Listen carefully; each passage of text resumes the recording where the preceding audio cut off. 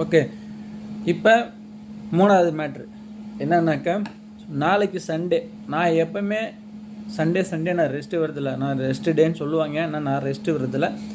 Rest டே நான் என்ன பண்ணுறதுனாக்கா, எப்பயுமே நான் வந்து கொஞ்சம் ஒரு மசிலுக்கு மட்டும் ஒரு ஒரு நல்ல பீக்காக பில்ட் ஆகிற மாதிரி, பம்ப் ஆகிற மாதிரி ஒரு மசிலை வந்து நான் ட்ரெயின் பண்ணுவேன். ஸோ நான் அது இதுக்கு முன்னாடி உள்ள ஞாயிற்றுக்கிழமையில பார்த்தீங்கன்னாக்கா, நான் வந்து இது வரைக்கும் இதுக்கு பைசப்ஸுக்கு பண்ணியிருக்கேன்.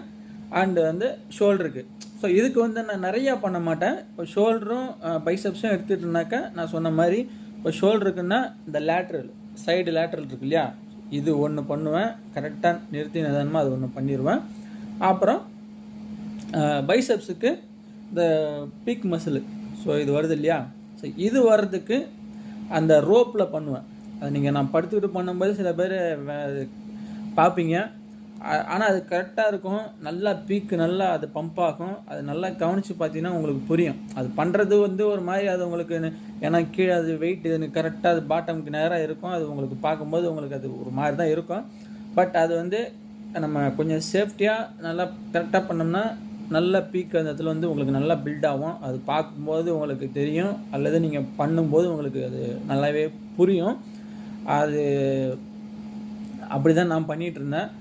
அது இந்த வாரம் வந்து நான் வேறு ஒன்று மாற்றி பண்ணிகிட்டு இருந்தேன். அது பார்த்துருப்பீங்க. அப்புறம் இன்னொரு விஷயம், நிறைய பேர் வந்து ஏன் ஒரே வேரியேஷனாக போடுறாங்க அப்படின்னு உங்களுக்கு ஒரு சந்தேகம் இருக்கும். அதுக்கு ஒரு காரணம் என்னன்னாக்கா, நம்ம ஒரே வேரியேஷன் போனால் தான் நம்ம எவ்வளோ வெயிட் இன்க்ரீஸ் பண்ணுறோம், எவ்வளோ ரெப் இன்க்ரீஸ் பண்ணுறோம் அப்படின்றத நம்ம கரெக்டாக வந்து நம்மளால் வந்து கணிக்க முடியும். அதுதான் நமக்கு சரியாக இருக்கும். நம்ம வேரியேஷன் மாற்றி போட்டோம்னா நம்ம என்ன வெயிட் சூஸ் பண்ணுறோன்றதே நமக்கு தெரியாது.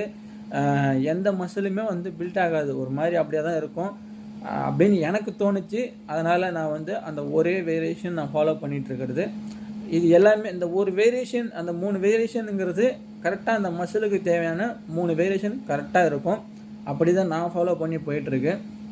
ஸோ நாளைக்கு ஞாயிற்றுக்கிழமை கண்டிப்பாக நாளைக்கு ஒரு மசில் வந்து 1 அல்லது 2 மசிலாக வந்து பீக் மசில்னு சொல்லி எடுக்கிறதுக்கு நாளைக்கு அது ஒன்று பண்ணுவேன். அதை நான் இன்னும் என்ன அதுக்கான ஒர்க் அவுட்டுன்றதை நான் என்ன மசில்னு நான் இன்னும் சூஸ் பண்ணலை.